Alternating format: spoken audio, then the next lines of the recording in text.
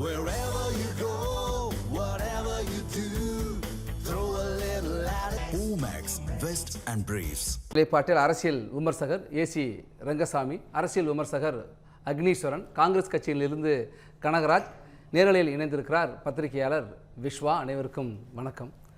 அதிமுகவில் இப்போ என்ன நடந்துக்கிட்டு இருக்கு, என்ன நடக்க போகுது அப்படிங்கிறது தான் அதிமுக தொண்டர்கள் மத்தியில் எழுந்திருக்கிற கேள்வி. தாவேக அரசுக்கு ஆதரவு நிலைப்பாட்டினால அதிமுக ஒன்றிணைய போகிறதா, மேலும் உடைபட போகிறதா என்கிற ஒரு கேள்வி எழுந்திருக்கிறது.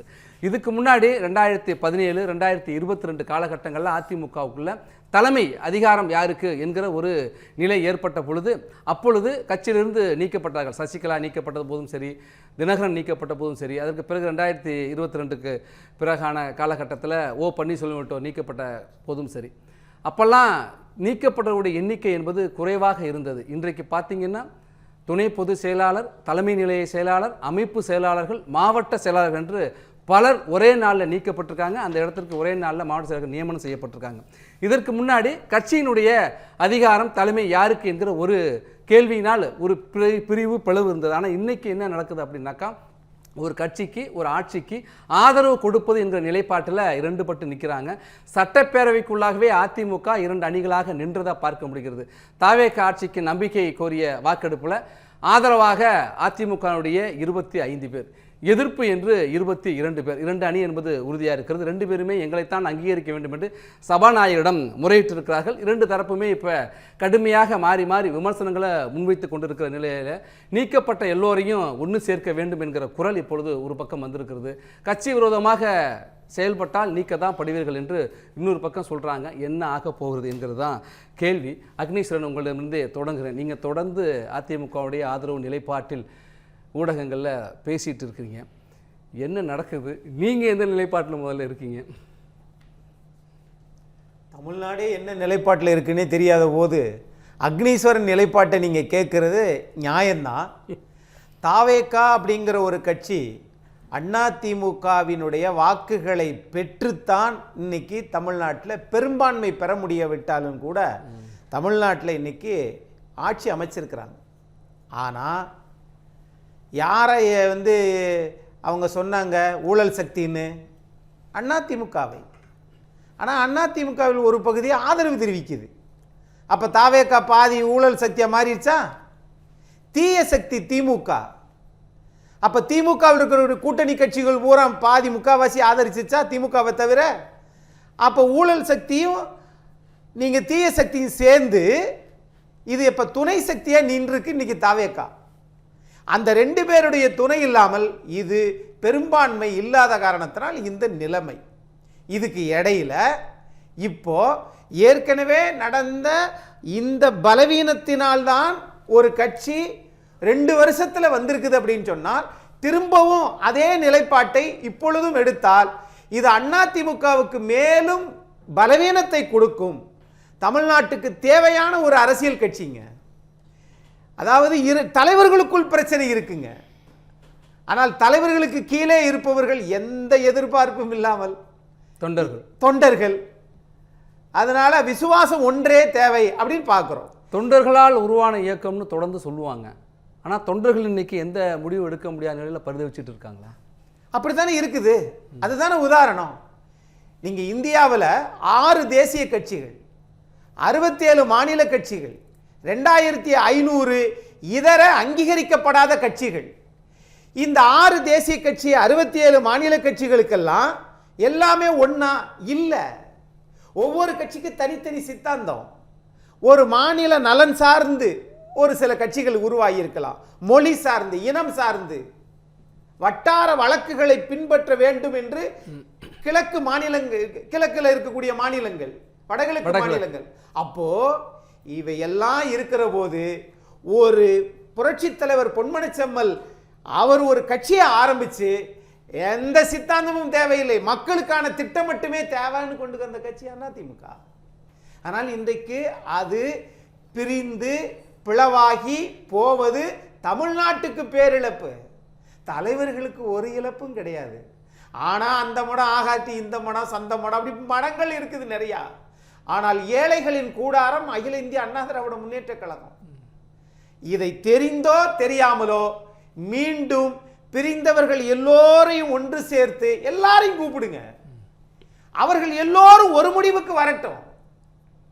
அதுதான் தமிழ்நாட்டுக்கு நல்லது அப்படின்னு. ஏன்னா பிரிந்தவர்களை ஒன்று சேர்க்க வேண்டும் என்று ஓ பன்னீர்செல்வம் சொன்னார், செங்கோட்டையன் சொன்னார், வைத்தியலிங்கம் சொன்னார், ஜேசிடி பிரபாகர் சொன்னார். அவர்கள் எல்லோருமே நீக்கப்பட்டார்கள். இன்றைக்கு அதே கருத்தை நத்தம் விஸ்வநாதன் சொல்கிறார், எஸ்பி வேலுமணி சொல்கிறார், சிவி சண்முகம் சொல்கிறார். இப்போ இவர்கள் கட்சி பொறுப்புகளிலிருந்து நீக்கப்பட்டிருக்காங்க. இப்படி நீக்கிக்கிட்டே போனீங்கன்னா கடைசியில் உங்களை நீங்களே நீக்கிக்குவீங்க அப்படின்னு நத்தம் விஸ்வநாதன் சொல்கிறார். இதை கேட்பதற்கு ரொம்ப நகைச்சுவையாக இருக்கும். ஆனால் இந்த அணியா அந்த அணியா என்று பார்ப்பதை விட அது நீதிமன்றமும் சட்டப்பேரவை தலைவரும் தீர்மானிக்கட்டும். ஆனால் இந்த இயக்கம் தேய்மானத்தின் இறுதி பகுதியில் வந்துருச்சே. யார் காரணம்? எல்லாரும் தான் காரணம். யாரால? இந்த வர யாரால? அதை தான் சொன்னேன், தலைவர்களால். தொண்டர்கள் எங்கேயாவது மாறி இருக்காங்களா? இல்லைங்க. ஆகையினால இது மீண்டும் ஒன்று சேர்ந்து ஒத்த முடிவை எடுத்து இது வர வேண்டும் அப்படிங்கிறது தான் எல்லாருடைய நிலைப்பாடும். நீங்க அரசியல் கட்சியை சாராதவங்க நிலைப்பாடும் அதிமுக கட்சி இருக்கணுங்க அப்படின்றாங்க. ஆனா இந்த கட்சி ஓட்டுகளை வச்சு தான் புதுசா இருக்கிற கட்சி ஆட்சிக்கே வந்திருக்குங்க.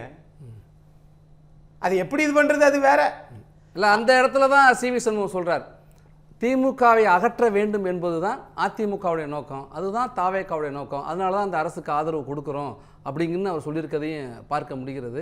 இப்போ அந்த தாவேக்கா அரசுக்கான ஆதரவு எதிர்ப்பில் தான் ரெண்டுபட்டு நிற்கிது அதிமுக. இதுக்கு முன்னாடி ஏற்பட்ட பிளவுகள் வேறு. அந்த கட்சியில் தலைமை பொறுப்புக்கு யார் வரணுங்கிற அதிகாரம் அந்த போட்டி இருந்துச்சு. ஆனால் இப்போ நடந்திருக்கிறது வேறாக இருக்கு. நம்ம தொடர்ந்து பேசலாம். இல்லை சார், ஆரம்பத்தில் முதல் ஒரு நபரை நீங்கள் நீக்கிய போதே இந்த குரல் கொடுத்திருந்தால் அடுத்தடுத்து யாருக்கும் வந்திருக்காது. அதிமுக ஆட்சி கட்டிலில் வந்திருக்கும் 2021. ஆனா அப்பொழுதெல்லாம் தங்களுக்கு தேவையான பதவியை சுவைத்து விட்டு இல்லைங்க திமுக. அப்போ இப்போ என்ன பிரச்சனைனா, நான் ரெண்டு பக்கமா பார்க்கிறேன். ஒரு பத்திரிகையாளருங்கிற முறையில் நடந்த தவறு எங்கேயோ ஒரு இடத்துல உங்களுக்குள்ள ஒரு ஈகோ, எங்கேயோ ஒரு இடத்துல பதவியை விட்டுறக்கூடாது. இன்னைக்கு ஏன் அவசரமாக தாவே காட்டு போனோம், இனிமேல் ஏடிஎம்கே காணாமல் போயிட்டுனா அப்படின்னு ஒரு பதவி. இந்த நிலைமையில ஏடிஎம்கே இனிமேல் பிழைக்குமா பிழைக்காதோ அப்படின்னு ஒரு பயம் தானே. அப்ப நீங்க சிஎம்க்கு ஒப்புக்கொண்டீங்கன்னா உங்களுக்கு அந்த பயம் தானே. இல்ல, அப்ப நீங்க இவங்களுக்கு இப்படி ஒரு பதற்றம் இருக்கு அப்படின்னாக்கா, தாவேக்காவுக்கு ஆதரவு கொடுக்குற ஒரு பதற்றம் இருக்கு அப்படின்னாக்கா, திமுகவோட சேர்ந்து ஆட்சி அமைக்கணுங்கிற ஒரு பதற்றம் எடப்பாடி பழனிசாமி அன்னைக்கு வந்திருக்கு அப்படிங்கிறது அதுவும் அந்த பதட்டம் நியாயமற்றது, இந்த பதட்டமும் நியாயமற்றது. நீங்க எதிர்க்கட்சியாக இருந்து அரசியல் செய்யணும்னு எண்ணம் தான் வந்திருக்கணுமே தவிர அவர் மாட்டு மைனாரிட்டி கவர்மெண்ட் நடத்தட்டும், இரு தரப்புமே ஆட்சி அதிகாரம் என்கிற நிலையை நோக்கி சென்றிருக்க கூடாது. அதாவது ஆமா, வெளியில இருந்து நாங்க ஆதரவு கொடுக்கிறோம், மக்கள் தீர்ப்பை ஏற்றுக்கிறோம், வெளியில இருந்து ஆதரவு கொடுக்கிறோம் சொல்லி இருந்தால் அற்புதமா இருந்திருக்கும். பேசலாம் தொடர்ந்து. கனகராஜ், காங்கிரஸ் ஆதரவு கொடுத்திருக்கிற தாவேக்கா அரசுக்கு ஆதரவு கொடுக்கிற நிலைப்பாட்டில் தான் இன்னைக்கு அதிமுக ரெண்டுபட்டு நிற்கிறத பார்க்க முடிகிறது. காங்கிரஸுக்குள்ளேயுமே இப்போ எதிர்ப்பு குரல் வர ஆரம்பிச்சிருக்கு. கார்த்தி சிதம்பரம் ஒரு வார்த்தையை சொல்றார், கணபதி சிவா ஒரு வார்த்தையை சொல்றார், அல்புகாரி பதவி விலகி இருக்கிறதா அறிவிச்சிருக்கிறாரு. அதிமுக மட்டும் இல்லை, காங்கிரஸுக்குள்ளேயும் தாவேக்காலை வீசி ஒரு கலக்கத்தை ஏற்படுத்தியிருக்குன்னு சொல்கிறாங்க. இல்லைங்க, காங்கிரஸ்க்குள்ள ஃபேவரபுளான டிவிகாவுக்கு ஆதரவு ஃபேவரபுளாக இருக்கிற அலையை தான் தேர்தலுக்கு முன்னாடியும் பார்த்தோம், தேர்தலுக்கு பின்பும் பார்க்குறோம். அது நிதர்சனமான உண்மை. இன்னைக்கு நம்ம இன்னைக்கு நீங்கள் வச்சுருக்கிற விஷயம் என்னன்னா, அதிமுக தற்போது மேலும் இரண்டாக பிளவுபடுவதற்கு காரணங்கள் யாருன்னு பார்த்தாங்கன்னா, காரண காரியங்களை நம்ம சற்று ஆராய்ந்து பார்த்தோம்னா, பத்திரிகையாளர் திரு ஏசி ரங்கசாமி அவர்கள் சொன்னதும், அரசியல் விமர்சகர் நம்பி நாராயணன் அவர்கள் மூத்த பத்திரிகையாளர் அவர் சொன்னதும், அவர் சொன்ன புள்ளியிலிருந்து தான் நான் தொடங்க இருக்கிறேன். எனக்கே ஒரு பெருத்த சந்தேகம் என்னன்னா, இல்லை மெஜாரிட்டி கண்டெஸ்ட் பண்ணியிருந்தாங்கன்னா பிரச்சனை இல்லை.